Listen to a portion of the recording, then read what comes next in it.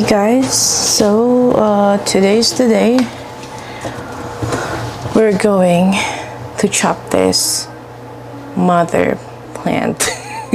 She's been growing so wild, and I do need to prepare for a show, a plant show that's going to happen in June.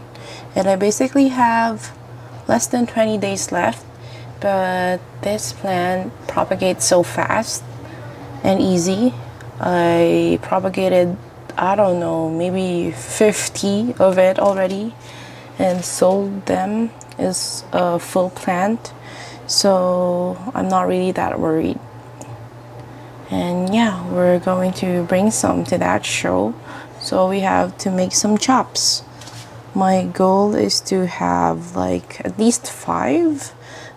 I mean, it depends on how each vines would look like, but yeah, we'll do that.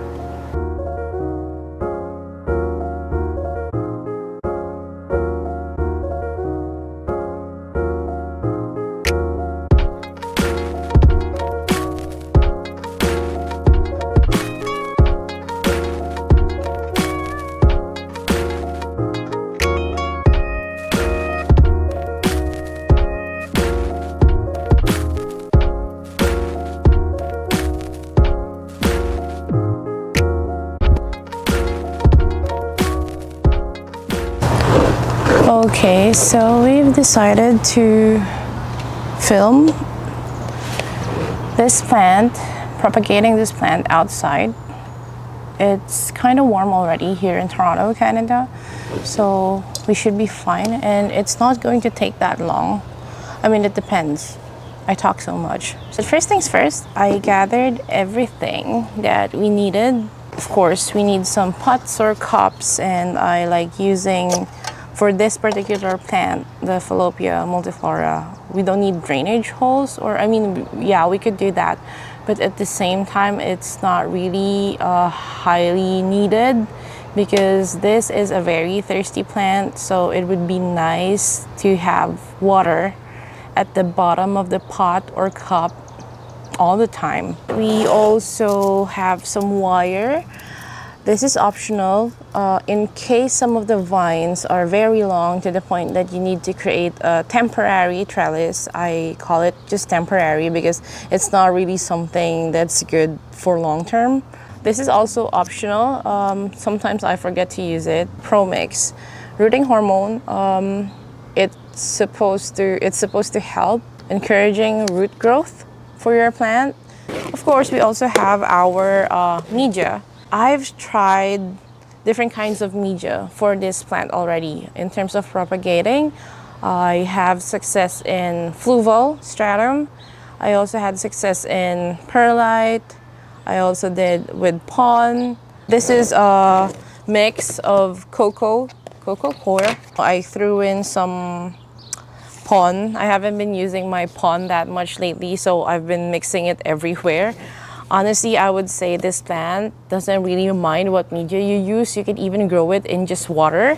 I've tried that, but not for long term. I just rooted them in water and it works. I also have this, of course, to cut the wires that we're going to use. We need our shears. Make sure it's clean. Also have a water with you because I already mentioned this is a very thirsty plant. I'm not so sure how much we're going to cut, but I have to prepare the trellis already. This one looks fine. So I'm going to prepare maybe 5. I'm not planning to go full-on psychoprop mode with this plant right now. This plant just really adjusts well on different environments, and as long as you give it what it needs, like I said, water, then it should be fine. This plant also loves a lot of lights. So whether you're using natural light, maybe if you're putting it on your windowsill, or I don't know what setup you have, but if not, you can also use grow light, and it can stand close, very close to the lights. It likes it, actually. You never experience having it like burn or melt. I have not, even though it's literally touching my lights at some point. So yeah, I also tried growing this in ambient. It's fine. It's doing well. It adjusted well. The only time that I seen this sad was whenever I travel, and of course, I travel for like 1 to 2 weeks and nobody's watering my plants, although they've always been in self-watering pots. Of course, like give it a week, then water's gone and nobody to refill it because I'm gone, like I said. We'll start chopping now. Also, while at it, I'll take this as a chance to just, remove sad leaves and everything. Make sure it's looking nice. The thing when chopping this plant, I try my best to find the full vine. Oh my God, look at this. The other vine basically wrapped itself around this particular vine that I'm holding. And I have to be gentle in removing it so that I could separate them. I can see that I have to chop them both. I'm not scared of chopping this plant or any of my plants, to be honest, because as we all know already, chopping your plants would promote more new growths. So if you like a fuller plant and if you have the space for it, then go for it. So this vine, as you can see, it's already full green. I honestly don't mind. I like that. I don't know if you guys could see, probably not because it's too crowded for now, but yeah, I just chopped where the vine basically started growing. And as you can see, this is what I was saying, they're long already. Whenever I chop, they're long already, so they need trellis. So let's do this. Let's use this one. Let's grab our media. Just pot it.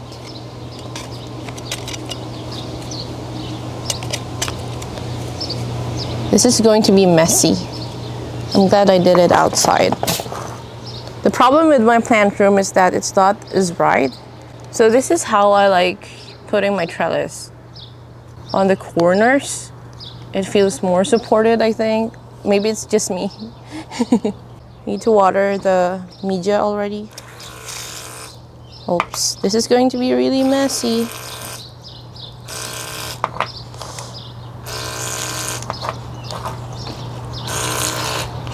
There. You should put some in here. Oops, that's a lot. We don't need that much. And yeah, you don't even need to callus because it's very thirsty, like I said. So it won't really last that long being not potted, I would say. Like you really need to give it water fast. Now that it's potted on the media, we just have to fix it onto the trellis so that it would look nice. My goal whenever I try to propagate, if the purpose is basically selling, my goal is to minimize the repots and the transferring and stuff. I want to propagate where I would be able to sell it as is. So what you're seeing right now, I'll just give it a few weeks, few days, honestly. With this plant, give it a week, 7 days, it's already rooted. So this is it. This is going to be ready for sale. Once it's rooted, I'll just leave it on the bin that I was talking about, and I'm going to show you guys later. This one looks nice. This one came from here. Oh, I don't think you guys can see. So I'm grabbing this vine, and it's coming from here at the top. It's coming from here. So I'm just going to chop it where it came from. And there. So it's not, this one is not that long. I don't think we need a trellis for it. But yeah, This one looks like it's showing really nice variegations. There. I hope it'll do good. So again, just add some media onto your pot. And then give it water. I'm going to do it on the side because it's dripping. I don't know what's wrong with this one. Oh, probably because of this. Yeah. Okay, there you go. Now we go dip it on the rooting hormone and we just stick it inside. There. Do we need a trellis? You know what? Let's just do it. I don't want them disturbing other vines. So let's just do it. Eventually, it's going to grow because that's the goal, right? Grow the plant. So I'll end up adding trellis anyways. So now here it is. Make sure that it's sticking inside the media. Now we have 2. This one looks nice. It's coming from here. So I'll take that. There you go. This one has very nice variegations. Very nice variegation. Let's put it in here. One thing about this plant is that I haven't seen it with any pest. Probably because I don't know, it's well maintained. I also use beneficial bugs for my plants, all of them. If you see this plant up close, the leaves are very thin. Okay, this vine we're keeping it. Oh no. Okay, this vine we're going to keep it for our main plant. This vine too. And then where are the others? Where are you? Somewhere over the rainbow. Okay, I found the way out. It's kind of hard. Okay, so another vine.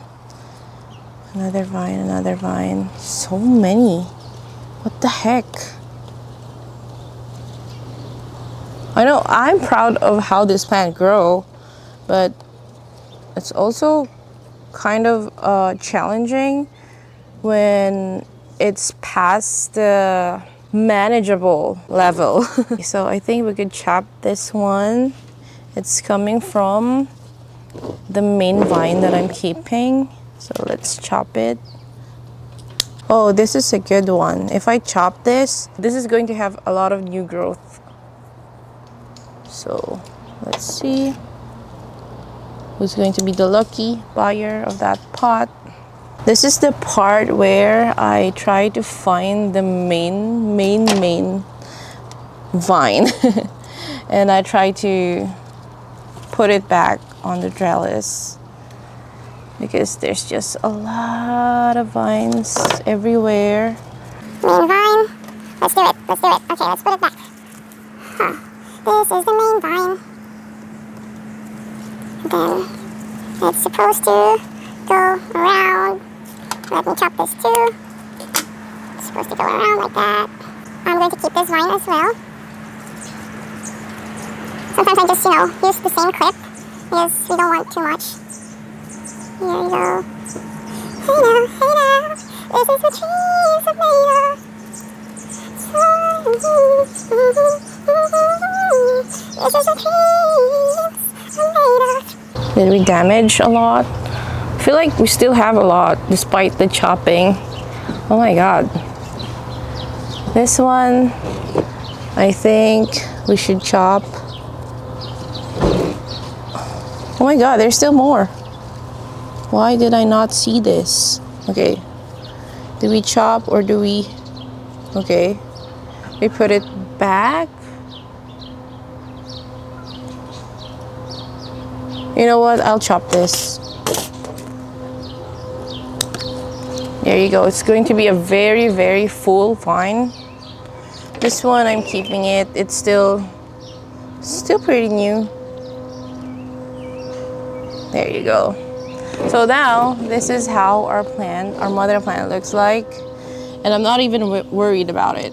Like, I know you guys would say, it looks so different from before. She looks leggy. I don't mind.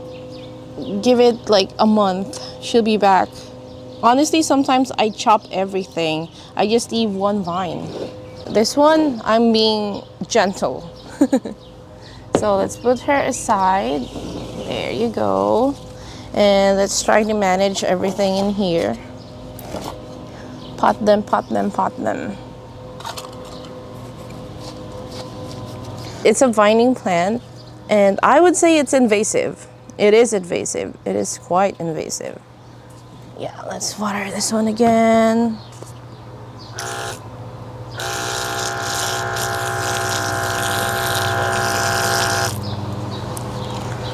There you go. And then the rooting hormone. Let's do it this way. Just be gentle when putting them onto the trellis. You just have to do it once anyways, and then you just ignore it until it keeps on growing. When propagating plants, I feel like my only main job is to encourage root growth. However they want to look like, it's all up to them.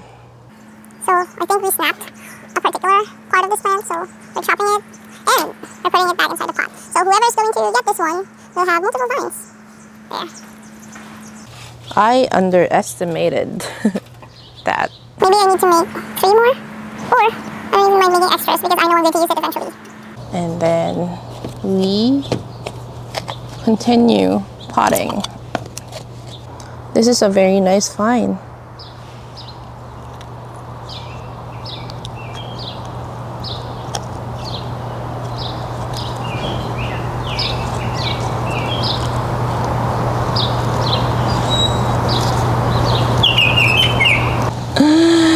Okay, so we'll work on this vine. Which one? I think this.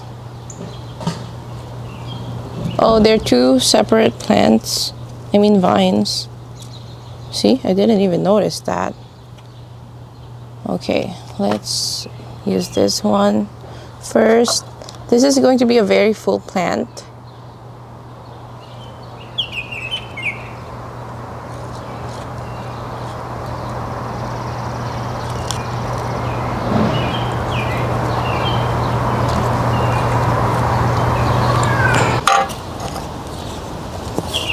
How on earth did we had enough pots?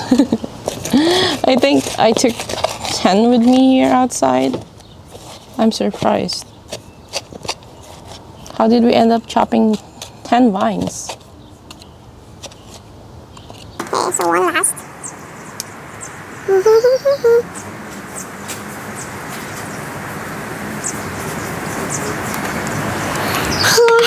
then one last long vine.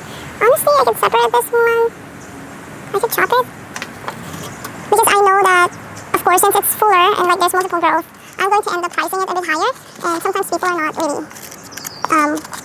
willing to spend that much, so I'd rather prepare smaller cuttings. This is going to have a lot of growth points as well. I can see it already. There's a lot. This is going to be a full plant. Is this 1, 2, 3, 4? Oh my. Okay, so we need to chop the end because the vine was bent. And that's fine because it's a really long vine. Okay, we need to chop from here.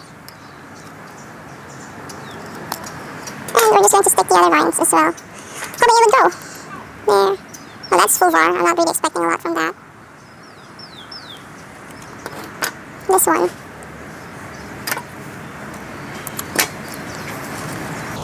Sometimes I stick them, and even if they don't grow, then should be fine. At least we tried, we gave them a chance, and I'll just pull them out from the pot. This one is full var as well. Let's see. Other vines. Maybe I should stick it somewhere.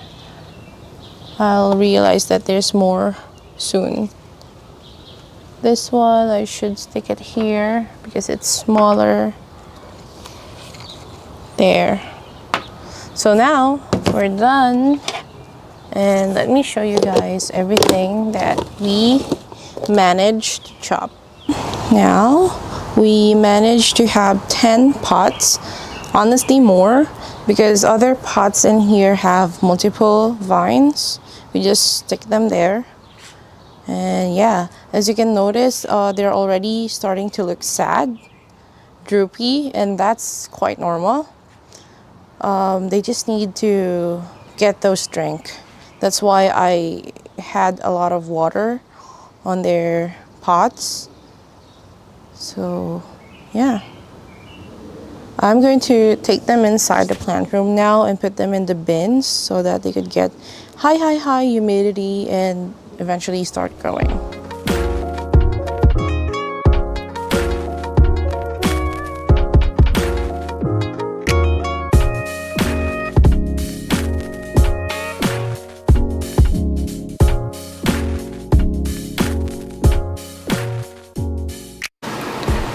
So consider this as a glimpse of my plant room. Behind the begonia bins, I do have some extra bins, and it's for what, dead begonias? No, and Fallopia multifloras.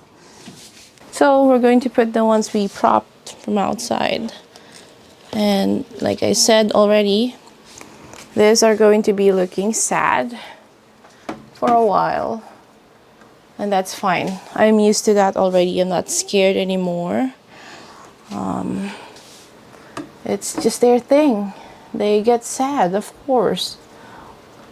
There you go. Just let them do their thing and they will be happy again. There. It's also okay to just, let them stick to each other. It's fine. Doesn't hurt them.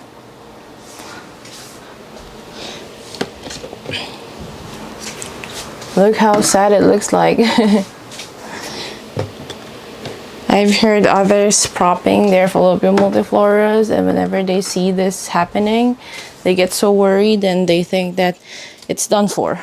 Like, no more. No chance of surviving. But I tell them that it's all part of the process. And you'll see that soon. Maybe some of them will die. We don't know that. Don't know anything for sure.